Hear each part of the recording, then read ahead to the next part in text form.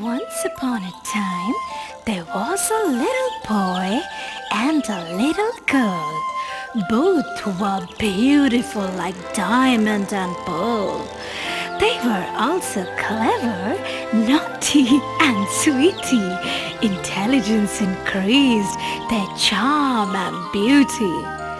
The boy's name was Hansel and the girl was Gretel. Their love to each other was an example. In relation, the two, brother and sister, lived in a small cottage with father and stepmother. The cottage stood near a wood. Their woodcutter father earned their food.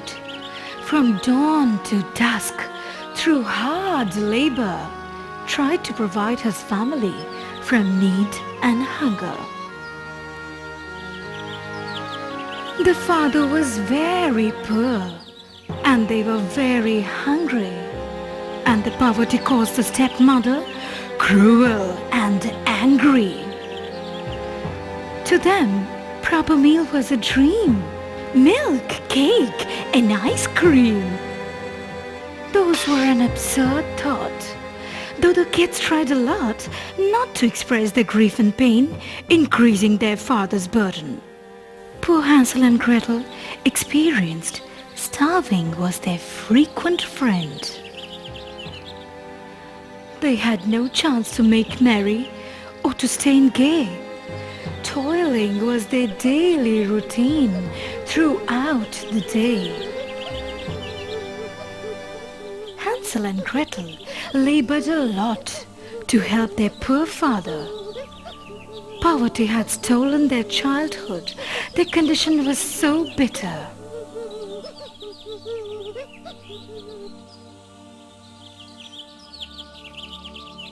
Hansel and Gretel were the apple of eye to their beloved father, but were tortured and troubled by the loveless stepmother. They had no toy to play, no friend and folk to share. The two were only their friends to love and to care. In such a state, they dreamt also for future golden days. Darkness would unveil and the sun would smile with rays. They will lead their lives like the other children. The whole family would be happy by blessings from heaven.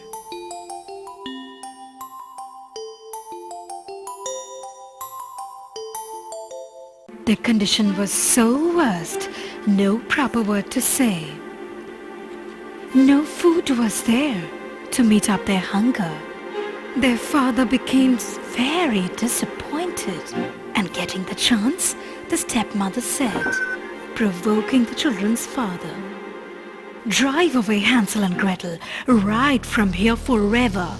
We must leave them in the wood." "Don't be so cruel and so crude," replied the father with love and care. The stepmother retorted with an angry glare. "If they vanished in the forest forever, we would be happy because none to share.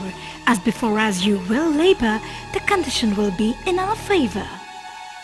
Having a proper meal we can store, our foodstuff, money, much and more." "No, no, no," cried their father.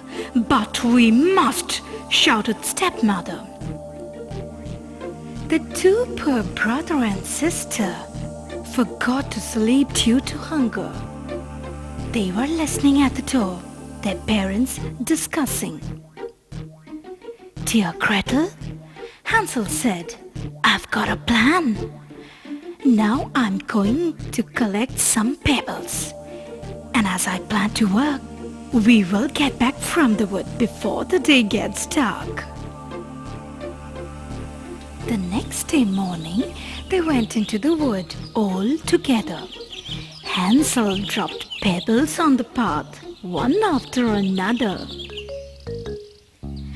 After a long walk, they arrived in the middle of the forest.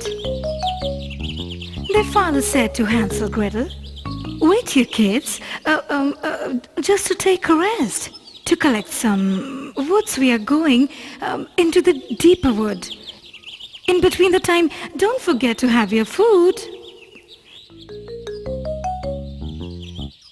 Then the two dejected, weary children sat under a tree, waited long for their father and stepmother.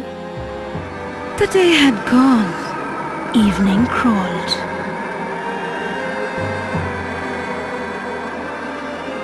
With the cold, chilled weather, poor Gretel felt frustrated and cried out in fear.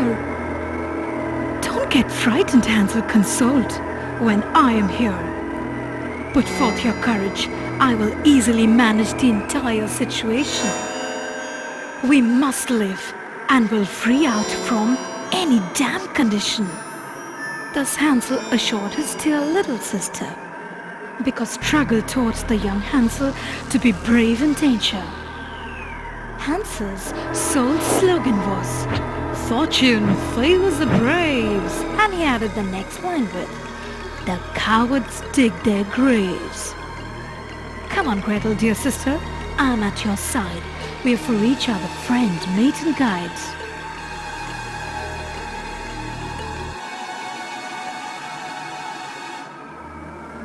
Then following the pebbles, they got back home, tired, weary and hungry. Their father was so glad to see them, but the stepmother became very angry.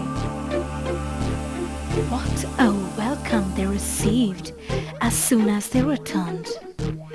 If their own mother alive still, in what way she concerned? Their minds got wounded by a sharp arrow shot by an ugly lady whose nature was so narrow. "There is no food to feed them right now," screamed their stepmother. "We must dispel Hansel Gretel deeper into the wood further."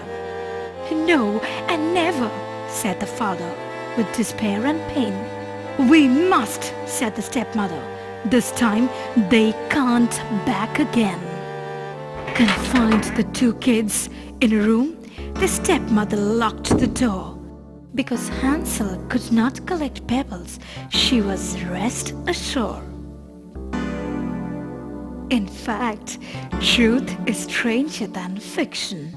The proverb was proper for their condition. So helpless they were in such a situation. Above all, they needed the God's benediction. The next day morning, their stepmother woke the children from their slumber. "Here is your midday meal," she said in anger. "Only 2 pieces of bread to meet up hunger." Then they went out into the wood, much deeper and deeper. Hansel dropped breadcrumbs on the path because they got back further.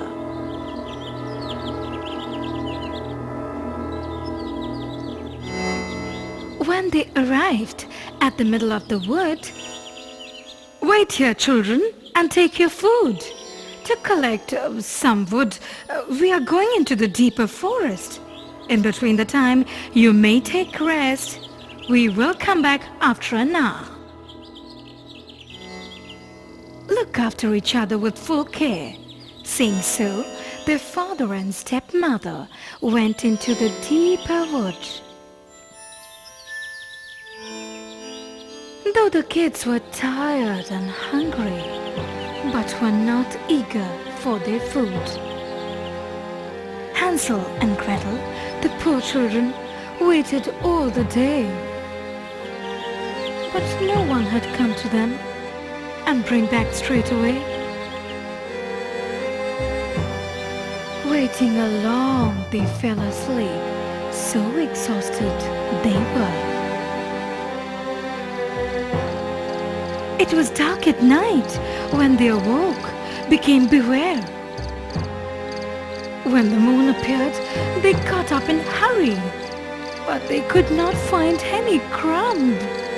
Hansel got bewildered and Gretel got dumb. Then Hansel said, "From this forest we must get out. Dear Gretel, be patient, get easy and stout." And he started singing to boost up his sister. Dear Gretel, someday we will face a very bright future, and the poverty will take fright even to treat us with torture.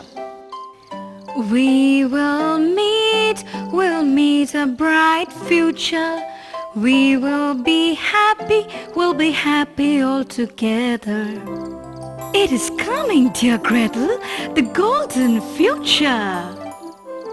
Then they walked through the entire night and the next whole day, but did not find any path. They had lost their way. Only a few small berries they had eaten to meet up their hunger. Those were growing in the wood were unripe and bitter. The legs were so tired to carry them further. They lay down under a tree, hugging each other. Waking up, they started walking again, but managed to go deeper and deeper. Their search was in vain.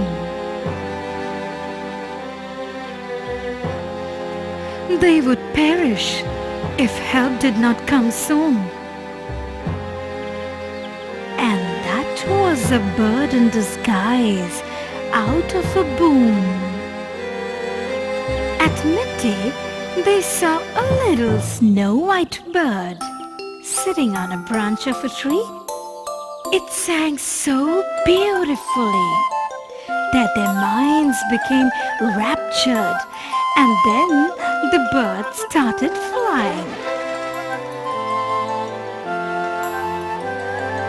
It was a hint to them for following.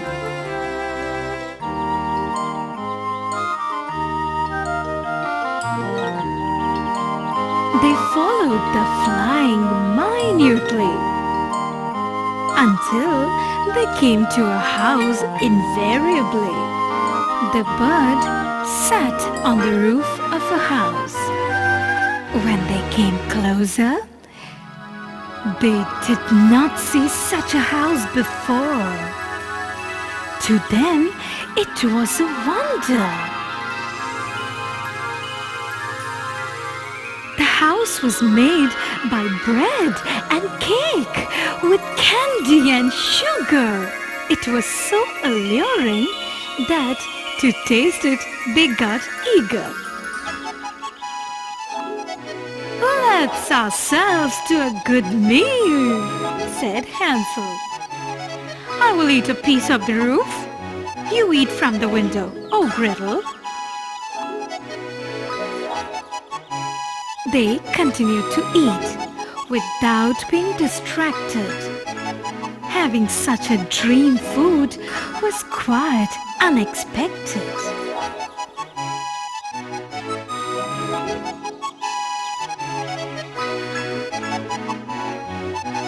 "Nibble, nibble, little mouse, who is nibbling at my house?"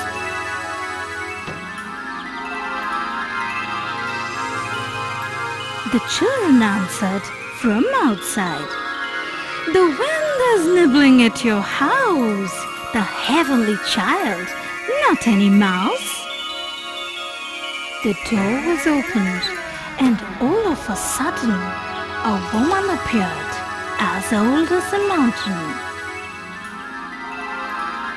She crept out, leaning on a stick to see what the children wore.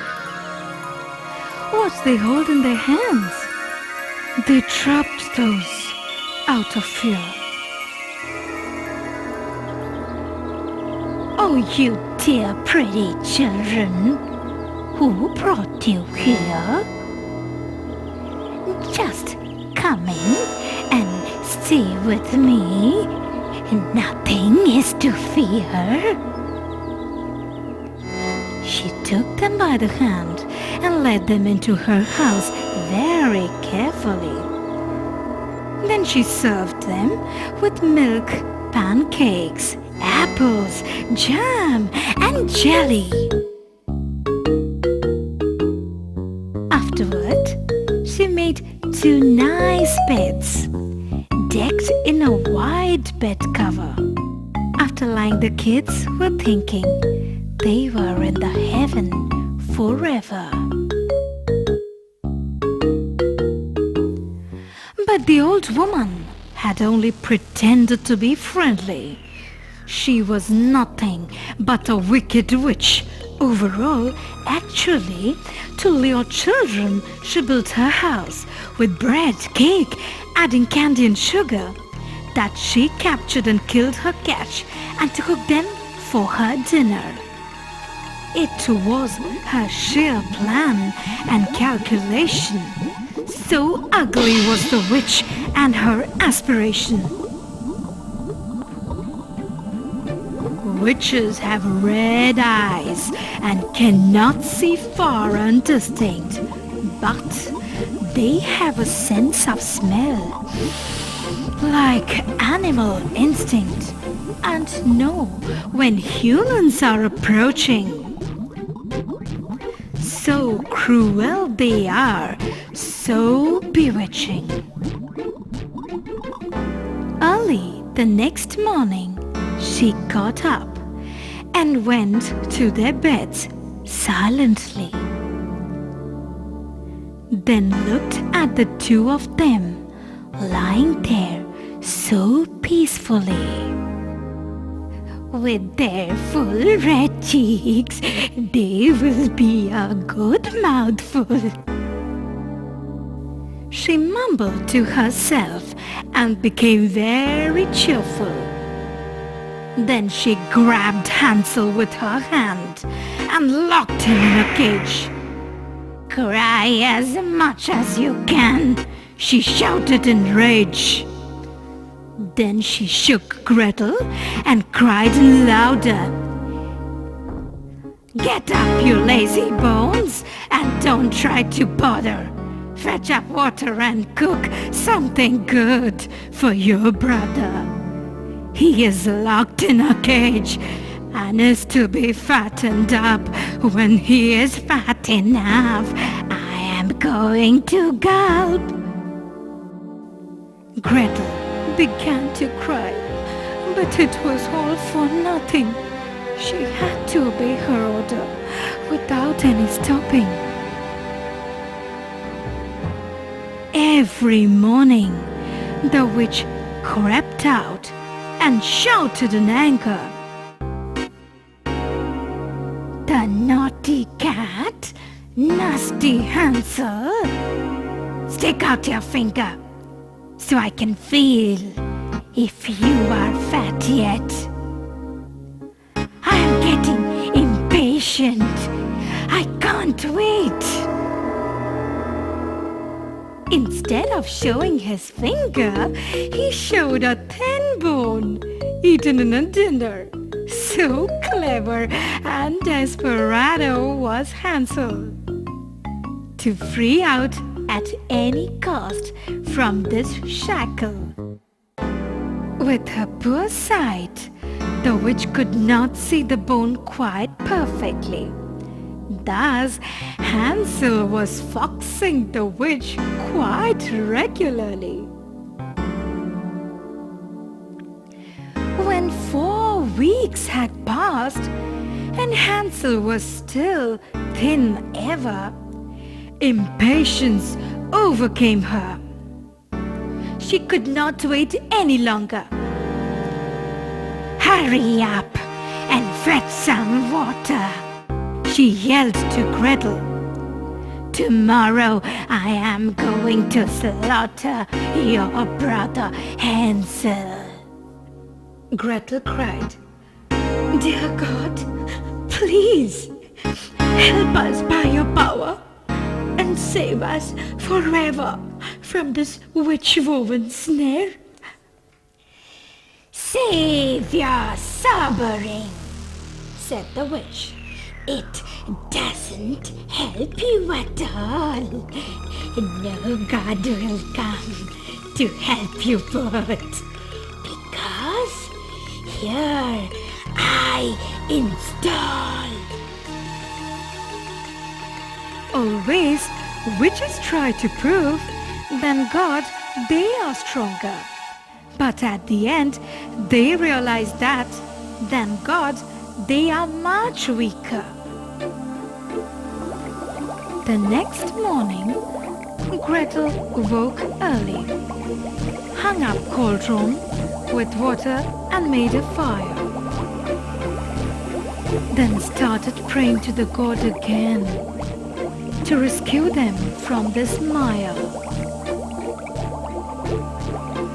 I have already made a fire in the oven, the ugly woman said. And the dough is already by me, properly kneaded. First, we are going to bake with cream, nuts and sugar. A very big size cake to meet my severe hunger. She pushed poor Gretel out to the oven, keeping her plan quite hidden. Climb in, said the witch, and see if it's heated, so that we can bake our cake as we need it. And once Gretel was inside, she intended to shut the oven door. Then she would bake her and eat her too. The witch was rest assured. But thinking a while, Gretel said, I don't know how to get inside truly. Stupid goose, said the witch. I will show you properly. The opening is big enough. Just look, I myself can get inside. And she crept up and stuck her head into oven with her pride. Then Gretel gave her a push that drove her far into it. And then she shut the iron door using her wit. The old woman began to howl quite frightfully. But Gretel ran away and the witch burned up totally. Then Gretel ran to the cage and opened the locked door. Hansel jumped out and hugged Gretel. Their love was so pure. Hansel, we are saved. The old witch is dead, cried Gretel in tears. The danger has gone, Hansel said. Cheers, Gretel, cheers. They went into Witch's house, and in every corner there stood chests full of jewels they had not seen ever. These are better than pebbles, filling his pockets, said Hansel. I too also take some with me, filling her apron full, answered Gretel. Now we have to go, said the brother. Holding his hand, nodded the sister. After walking a few hours, they came across a stretch of water. We cannot cross. I see no foot plank and no bridge, Hansel said to his sister. There's no ferry, answered Gretel. Only a white duck is swimming. If I ask her, she will help us over. Then she started calling. Little duck, dost thou see? Hansel and Gretel wait for thee. There's never a plank or a bridge in sight. Take us across on thy back, it's so wide. The good little duck did so and carried them to cross the river. They felt very happy and free. The dark days were over. When they were once safely across and had walked for a short time, then they had started dancing and singing their rhyme. We'll meet a bright future. We will be happy all together. As soon as they finished their song and dance, they saw their father's house in the distance. Like a river flows speedily in its full tide, they ran very fast like that and rushed inside. Throwing their arms to their father's neck, they all started weeping. The man had not known one happy hour since the kids were missing. Your stepmother had died, said the father. Now we are quite happy because no one is to bother. Then they gave all the jewels to their beloved father. Now all anxiety was at an end, and they lived happily together. Finishing our rhyme with trumpet and chime, singing the saga of Hansel and Gretel. It's a story to listen and a story to tell.